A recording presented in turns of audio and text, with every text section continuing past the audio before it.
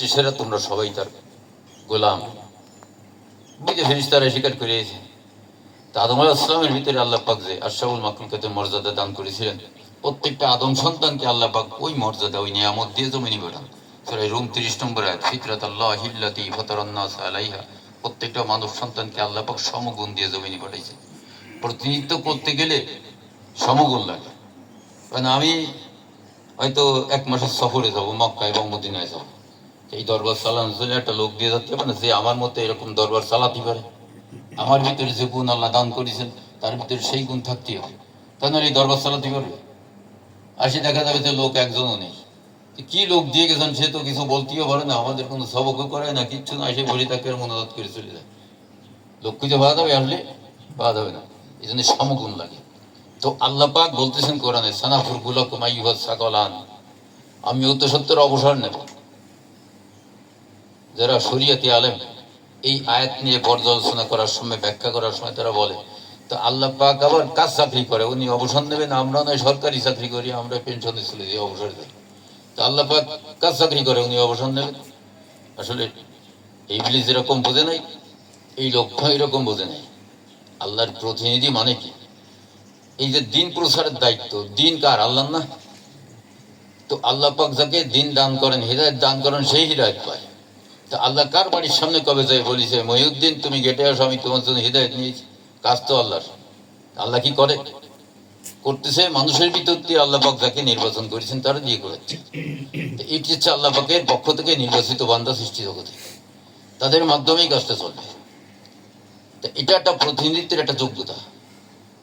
দেখা যাচ্ছে সব মানুষ সব যোগ্যতা অর্জন করতে পারে না।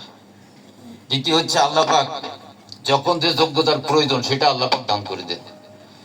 যেমন আমাদের দেশে যখন বড় বড় আল্লাহর ওলিরা দিন প্রচারে আসেন, তখন তাদের যা কিছু যোগ্যতা দরকার ওই সময়ের জন্য আল্লাহ পাক দান করে দিয়েছেন।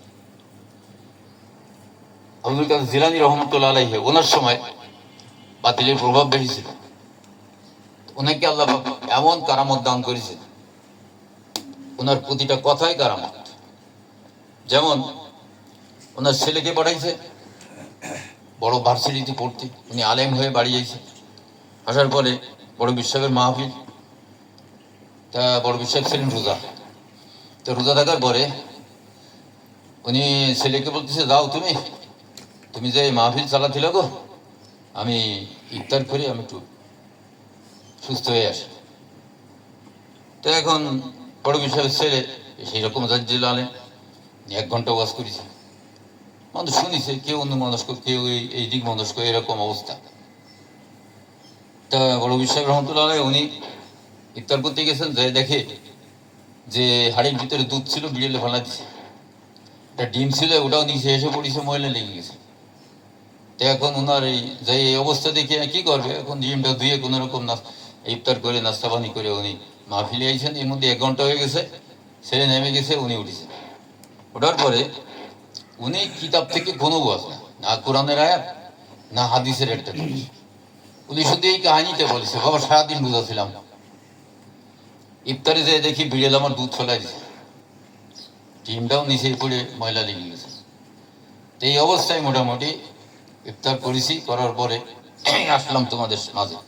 এই কথাটা উনি বলার সঙ্গে সঙ্গে সমস্ত মজলিসে কান্নার রোল পড়ে গেছে। এখন মাহফিল শেষ হয়ে গেল, বড় বিশ্বাস ঘরে আইছেন।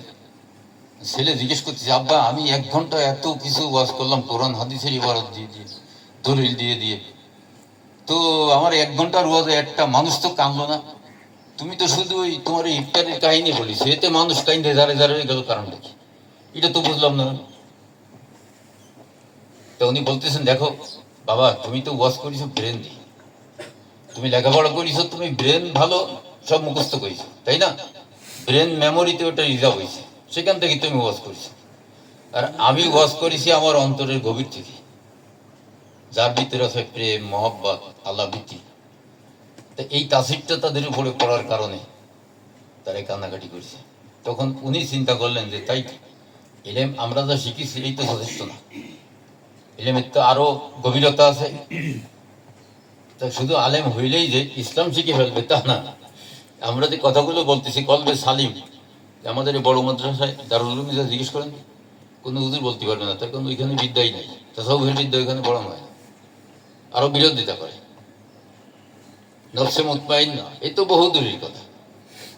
নফসে মুতমাইন্না তো আলোচনায় শোনা যায় না, কোনো মসজিদে না কোনো ইমাম সাহেব বলে, না কোনো মাহফিলি বলে।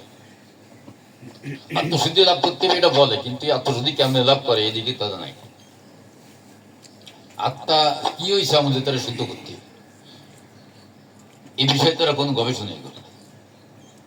আত্মা মানে কি? আমি, যে আমি করে, এই আমির মানে হচ্ছে নফস, ওই নফসকে বাংলায় বলে আত্মা। আমি থাকে রুহের ভিতরে, রুহ থাকে দেহের ভিতরে। তাহলে কয়জন আসলো এখানে? তিনজনের শরীক না একত্র?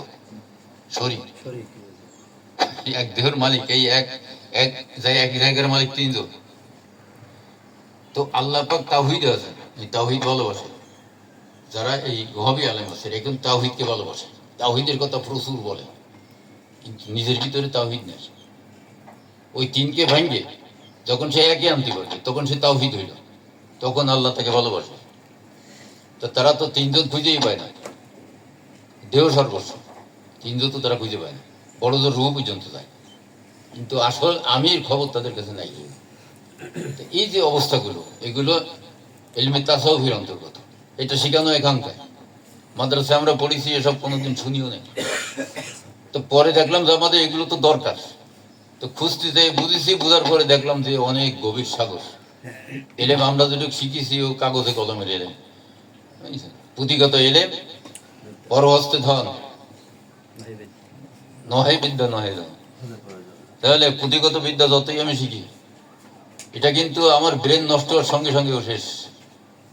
যদি কারো গল্প জিন্দা থাকে, নূর থাকে গল্পে, ব্রেন নষ্ট হয়ে গেলেও নূর থাকবে তার। তার মূল্য এই আলেমের চেয়ে অনেক বেশি, যদিও সে পাগল। তা আমরা এখন এই আত্মশুদ্ধির আমল করব। আত্ম মানে নফস, নফসকে আল্লাহ পবিত্র অবস্থায় পাঠাইছিলেন, পাপের কারণে আমরা পথভ্রষ্ট হয়ে গেছি, ওই নফস আমাদের কলুষিত হয়ে গেছে। ওই নফসকে পবিত্র করতে গেলে যে আমল লাগে, এটা আমরা এখন শুরু করবো ইনশাআল্লাহ।